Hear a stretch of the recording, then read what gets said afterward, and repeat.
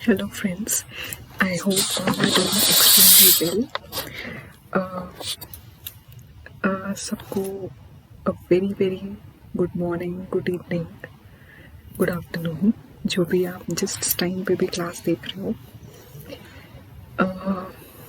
आप लोग सुन के आवाज़ आप लोग ने कई दिनों के बाद सुनी होगी आज.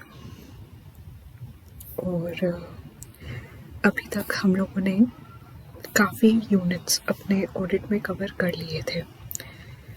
आज जो हम अपना टॉपिक स्टार्ट करेंगे वो audit of items of financial statements करेंगे. लेकिन उससे पहले I just wanted to give you a good news that I got married in this month and that is why I took a break of 15 to 20 days. I couldn't connect with you people. I was a little sad also that I was not able to provide my lectures to you, which I love preparing, but still now I'll be always there, like as previously said in my videos. I'll be always there to help you, to teach you, to guide you. तो आज हम अपनी class start करेंगे audit of items of financial statement से. तो देखिए, सबसे पहले तो हमने जो लास्ट क्लासेस अपनी कवर करी हैं उसमें हमने बेसिकली अपने फर्स्ट 2 चैप्टर्स देख लिए हैं. Nature, objective, scope of audit, audit strategy, audit planning, audit program. Then we covered company audit, ठीक है, audit of banks, audit of different types of entities. इतने पार्ट्स हमारे कवर हो चुके हैं. ठीक, आज जो हम टॉपिक स्टार्ट करेंगे वो करेंगे audit of items of financial statements. Financial statements के जो आइटम्स हैं उनका ऑडिट कैसे होगा, उनके बेसिकली जो इंग्रेडिएंट्स हैं उनका ऑडिट कैसे होगा. तो चलिए स्टार्ट करते हैं. ठीक है, अब देखिए, आप लोगों को बेसिकली कोई भी टॉपिक स्टार्ट करने से पहले I always mention about what is the introduction. ठीक है, तो इस टॉपिक में बेसिकली हम लोग हेड्स देखेंगे बैलेंस शीट के एंड P&L के. बैलेंस शीट में जो भी आइटम्स हैं, प्रॉफिट एंड लॉस के जो भी आइटम्स हैं, उसके एक एक हेड का ऑडिट कैसे करना है. ठीक, सबसे पहले तो अगर हम बात करें कंपनीज की, तो कंपनीज अपने फाइनेंशियल स्टेटमेंट्स प्रिपेयर करती हैं as per generally accepted accounting principles. GAAP का नाम आपने सुना होगा, एक यूएस गैप का नाम सुना होगा और एक नाम सुना होगा इंडियन गैप का. अब ये होता क्या है, आइडिया होगा नहीं आपको. तो देखिए, होता क्या है, गैप बेसिकली अकाउंटिंग स्टैंडर्ड्स का सेट है जो डिज़ाइन किए गए हैं इंडियन कॉन्टेक्स्ट के लिए. Gap meaning generally accepted accounting principles, accounting standards का सेट है. तो कंपनीज जो होती हैं, इंडिया में जो कंपनीज हैं, basically they follow gap while preparing their accounting records. ठीक है, तो ये मतलब होता है गैप का, जो कि इशू कौन करता है, अपना इंस्टीट्यूट ICAI. ठीक है, institute of chartered accountants of India issue करता है. और ये एक फ्रेमवर्क देती हैं ताकि अकाउंटिंग रूल्स बहुत डिटेल में कंपनी फॉलो करे, स्टैंडर्ड्स फॉलो करे, जो चीज़ें इंडस्ट्री डिमांड करती है वो फॉलो करे, industry specific accounting practices follow करे. ठीक है, तो इस पर्टिकुलर गैप में मैं आपको ब्रीफ आइडिया दे रही हूँ कि होता क्या है. ठीक है, गैप में क्या क्या चीज़ें कवर होती हैं, basic accounting principles, accounting standards जो कि कंट्री अपनी इंडिया की अकाउंटिंग बॉडी ने इशू करी हैं, फिर इंडस्ट्री अकाउंटिंग प्रैक्टिसेस, जो प्रैक्टिसेस इंडस्ट्री फॉलो कर रही है उसे अपने आप से वो कंपनी फॉलो करे, उसे कवर करे. ठीक है, ताकि कॉन्टिंजेंट इवेंट्स को केटर कर पाए कंपनी. तो फाइनेंशियल स्टेटमेंट्स जो प्रिपेयर होती हैं वो इन्हीं के बेसिस पे प्रिपेयर होती हैं. इसके अलावा इंस्टीट्यूट गाइडेंस नोट्स भी इशू करता है, और उसके लिए हम डिटेल में बाद में पढ़ेंगे। पहले ये देखते हैं कि इसका इंट्रोडक्शन क्या कहता है। देखिए, इंट्रोडक्शन यही कहता है कि कोई भी फाइनेंशियल स्टेटमेंट का ऑडिट है तो सबसे पहले ऑडिटर को क्या देखना है, ये देखना है कि इंडियन गैप के अकॉर्डिंग फाइनेंशियल स्टेटमेंट्स प्रिपेयर हो रही हैं कि नहीं हो रही हैं। ठीक है, फाइनेंशियल स्टेटमेंट ऑडिट जो होता है उसमें फाइनेंशियल स्टेटमेंट्स यानी कि balance sheet, P&L, cash flow statement of changes in equity और भी जितने भी एनेक्चर्स लगे होते हैं वो सारे ऑडिट करने होते हैं एक ऑडिटर को, इंडिपेंडेंट ऑडिटर को। उसके साथ साथ अपने भी डिस्क्लोजर्स देने होते हैं। अब इस एग्जामिनेशन का बेसिकली ये जो असेसमेंट होगा इसका रिजल्ट ऑडिटर अपनी रिपोर्ट में देगा कि financial statements true and fair view present कर रही हैं। फाइनेंशियल स्टेटमेंट्स प्रिपेयर करने का रिस्पॉन्सिबिलिटी किसके पास है? मैनेजमेंट के पास है, वो तो बोर्ड संभालेगा। तो एक तरह से देखा जाए तो क्या फाइनेंशियल स्टेटमेंट्स प्रिपेयर कर रहा है मैनेजमेंट, ठीक है, वो इंडियन गैप के अकॉर्डिंग प्रिपेयर हो रही है कि नहीं उसे चेक कौन करेगा? ऑडिटर चेक करेगा। अब इसमें असर्शन का मतलब क्या होता है ये देख लेते हैं। देखिए, यहाँ पे आपको कोई भी टॉपिक एक्सप्लेन्ड है तो उसके साथ साथ कोई अगर नया वर्ड इशू हो रहा है, नया वर्ड लिख के आ रहा है तो उसकी डेफिनेशन भी दे रहेगी। Now what does assertion state? See, whatever management is giving, whatever management is explaining to his extent, to their extent, like what they have prepared in financial statements, what accounting policies they have followed, what practices they have followed, ठीक है, they provide all such representations in a form of assertion।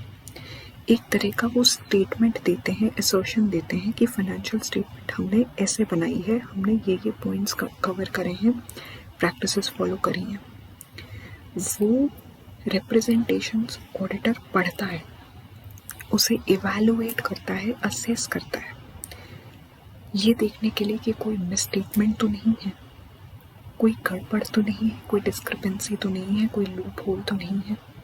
Financial statements जिस तरह से management ने बनाई है, employees ने बनाई है, अकाउंटेंट बेसिकली जो अकाउंट्स डिपार्टमेंट है उसने प्रिपेयर करी है, वो इंडियन अकाउंटिंग स्टैंडर्ड्स के अकॉर्डिंग करी है कि नहीं करी है। ठीक है, तो कंपनी बेसिकली क्लेम्स करती है। क्या क्लेम करती है कंपनी का मैनेजमेंट? असर्शंस में क्या क्या बताती है? कंप्लीटनेस के बारे में, फाइनेंशियल स्टेटमेंट्स पूरी तरह से कंप्लीट है, एडिक्वेट है, ठीक है, cut off, existence, occurrence, valuation, measurement, rights, obligations, presentation, disclosure of assets, liabilities, equity, income, expenses and disclosure. एक तरह से मैनेजमेंट क्या करता है, वो ये बताता है कि जो भी बैलेंस शीट के आइटम हैं उनके साथ साथ जो अलग से डिस्क्लोजर्स होने हैं वो एडिक्वेट हैं, क्या वो सही में एग्जिस्ट करती भी है कि नहीं, अगर कोई लाइबिलिटी है बुक्स में दिख रही है, क्या वो सच में अकर हुई है कि नहीं हुई है, उनका वैल्यूएशन प्रॉपर स्टैंडर्ड्स के अकॉर्डिंग किया गया है कि नहीं किया है, असेट्स हैं, फिक्स्ड असेट्स हैं, बिल्डिंग है जैसे, उसका वैल्यूएशन कैसे हुआ है। फिर उसके अलावा उन मैनेजमेंट के लोगों का क्या राइट्स एंड ऑब्लिगेशन है, किस तरह से प्रेजेंट कर रहे हैं, उनका खुद का क्या राइट है, ठीक है, किस कंपनी के आर्टिकल्स के अकॉर्डिंग, आर्टिकल्स ऑफ एसोसिएशन के अकॉर्डिंग कितनी रिस्पॉन्सिबिलिटीज़ हैं उनके ऊपर, क्या क्या राइट्स हैं उनके पास, कैसे कैसे प्रेजेंटेशन किया है, कैसे कैसे डिस्क्लोजर जो सही तरीका है उस हिसाब से डिस्क्लोजर किया है कि नहीं, ये सब चीज़ें मैनेजमेंट देती है, ठीक। आई होप इतना तो आप सबको समझ आया होगा। कंपनी का मैनेजमेंट ऑलवेज मेक्स इम्प्लिसिट और एक्सप्लिसिट क्लेम्स। तो इम्प्लिसिट एक्सप्लिसिट क्लेम्स होते क्या हैं?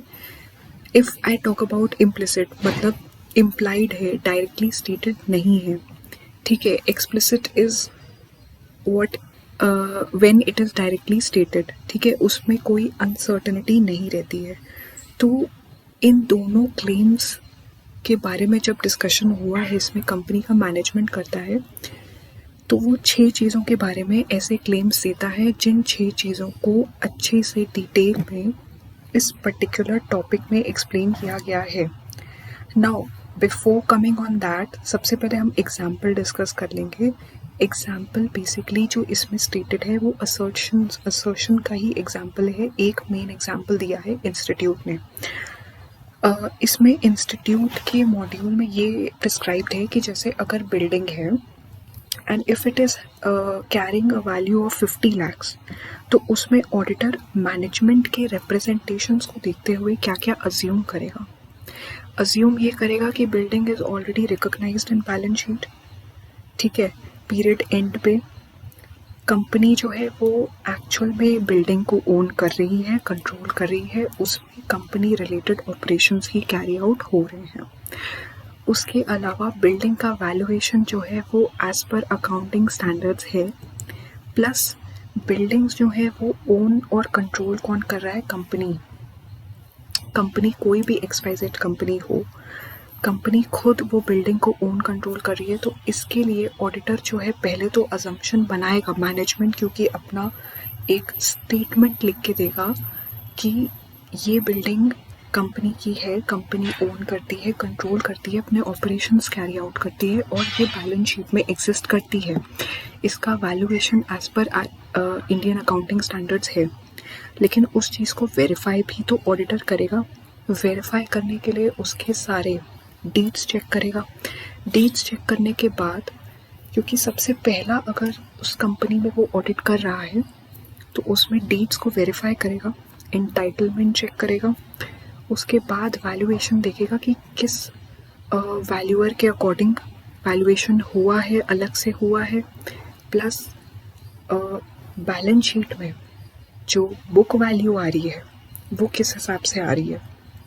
तो ये सारी चीज़ें देखने के बाद ऑडिटर जो है वो थोड़ा सा सर्टिफाई कर पाएगा बेटर तरीके से अपनी रिपोर्ट में कि कोई भी अगर हेड है, बैलेंस शीट का है, प्रॉफिट एंड लॉस अकाउंट का है, तो वो ट्रू एंड फेयर व्यू दे रहा है।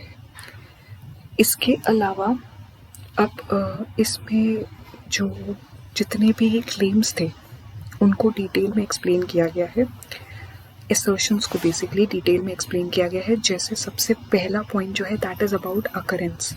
अकरेंस अभी जैसे हम लोग बात कर रहे थे, उसमें अकरेंस का मतलब ये है कि कोई भी ट्रांजैक्शन है, कोई भी इवेंट है, फाइनेंशियल स्टेटमेंट में रिकॉग्नाइज हो रहा है, वो एक्चुअल में एंटिटी में या बिजनेस में अगर हुआ हो। जैसे कि एग्जाम्पल दिया है एम्प्लॉय बेनिफिट एक्सपेंस का, वो एंटिटी रिकॉग्नाइज कर रही है और सही तरीके से सही अमाउंट से हो रहा है।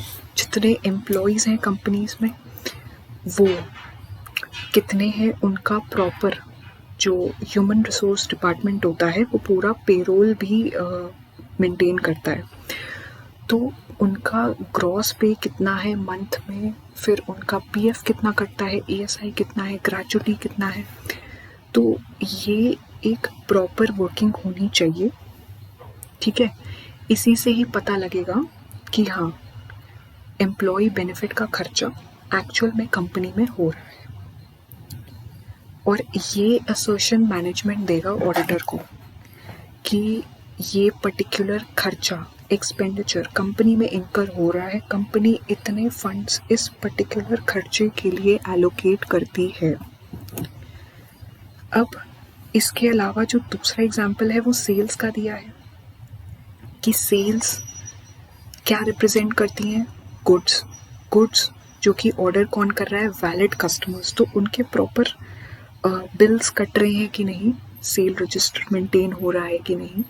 तो ये सारी चीज़ें अकरेंस बताती हैं कि ट्रांजैक्शन अगर हुआ है या नहीं। दूसरी चीज़ जो इसमें बात करी है दैट इज़ अबाउट कंप्लीटनेस। अब एम्प्लॉय बेनिफिट की अगर बात करें तो एम्प्लॉय बेनिफिट का जो भी खर्चा है, जितने भी एम्प्लॉयज़ हैं, वर्कर्स हैं कंपनी में, वो खर्चा पूरी तरह से अकाउंट फॉर किया गया है, पूरी तरह से उसे बुक्स में दिखाया गया है। जितना एक्चुअल में अकर हुआ है उतना ही दिखाया है। तो ये असर्शन मैनेजमेंट को देना पड़ता है अपनी तरफ से। उसका प्रॉपर एक लेटर बनता है, मैनेजमेंट रिप्रेजेंटेशन लेटर, जिसमें वो ये पर्टिकुलर पॉइंट्स पे अपने अपने स्टेटमेंट्स देता है। कट ऑफ की बात करें इसमें तो अगर हम, क्योंकि यही वाला एग्जांपल लेते हुए चल रहे हैं इंस्टीट्यूट वाला, तो इसमें एम्प्लॉय बेनिफिट की अगर बात करें तो एम्प्लॉय बेनिफिट का खर्चा जो भी रिकॉग्नाइज हो रहा है एक पर्टिकुलर पीरियड में, वो उसी करेंट पीरियड का होना चाहिए। फाइनेंशियल ईयर 18-19 का खर्चा है, उसी पीरियड में अकाउंट फॉर होगा। 19-20 का है तो उसी में होगा। 20-21 का खर्चा है तो वो उसमें 19-20 में अकाउंट फॉर नहीं होगा।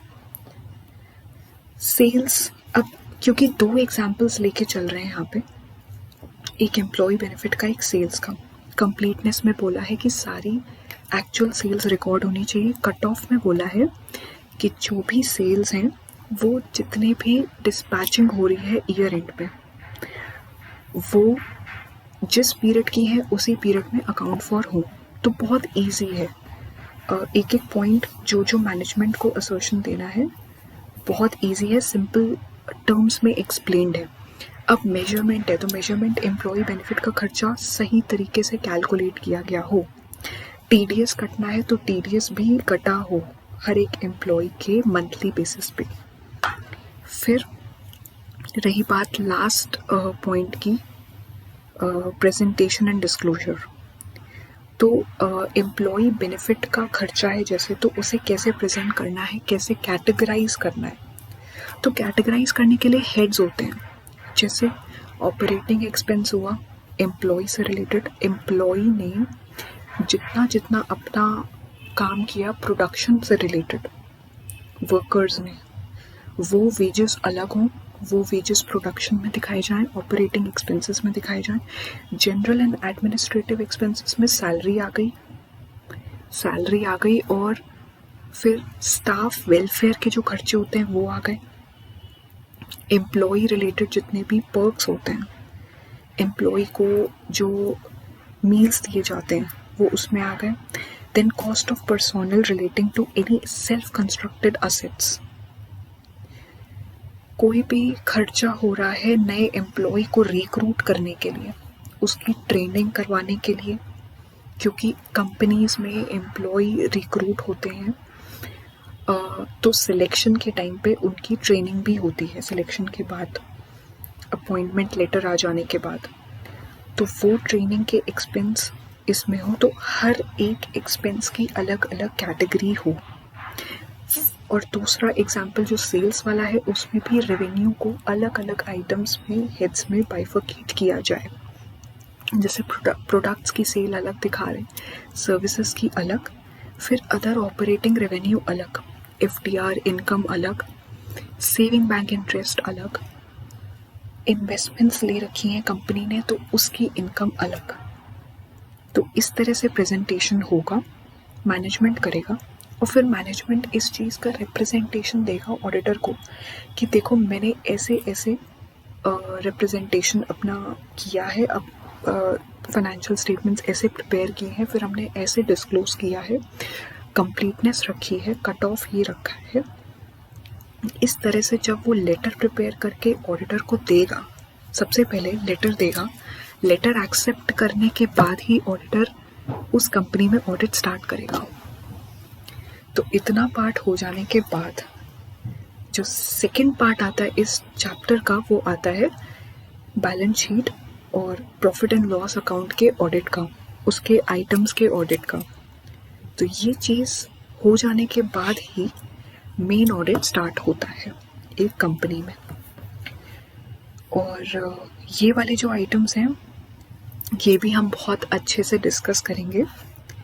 ये स्टार्ट हो रहे हैं हमारे कैप्शन से, एक एक पॉइंट वाइज, असर्शन वाइज हम देखते जाएंगे। और इसके अलावा हम नेक्स्ट क्लास से दूसरे जो टॉपिक्स हैं हमारे ऑडिट में, एसेज हैं, बेसिकली स्टैंडर्ड्स ऑन ऑडिटिंग है, तो उसे भी एक एक करके टेकअप करते रहेंगे। बट हमारा मेन जो फोकस रहेगा चैप्टर पे, तो वो इसी चैप्टर पे रहेगा, audit of items of financial statements. हम इसे लेके चलेंगे, इसके क्वेश्चन आंसर्स भी डिस्कस करेंगे, mock test paper, revision test paper भी डिस्कस करेंगे, और उसके साथ साथ हम एसेज भी देखेंगे। फिलहाल आज क्लास यहीं तक रहेगी। नेक्स्ट क्लास में वील बी टेकिंग अप जो हेड्स हैं उनके ऑडिट कैसे कैसे होते हैं, head wise we'll be studying. और उसके बाद फिर हम साथ साथ एक एक क्लास एसे की भी करेंगे। कोई भी कंफ्यूजन हो, कोई भी क्वेरी हो, please write me on the comment box, or you can just DM me on my Instagram page by the name CA Jyoti Tutorials। और बाकी ज़रूर पढ़िएगा, एक एक क्लास वाइज आप पढ़ते रहिए, रिविजन करते रहिए, then you will be at a safer side while studying theory subjects। So that's all for today, and from next class we will be studying further about the heads of balance sheet or profit and loss account, whatever comes first. Thank you.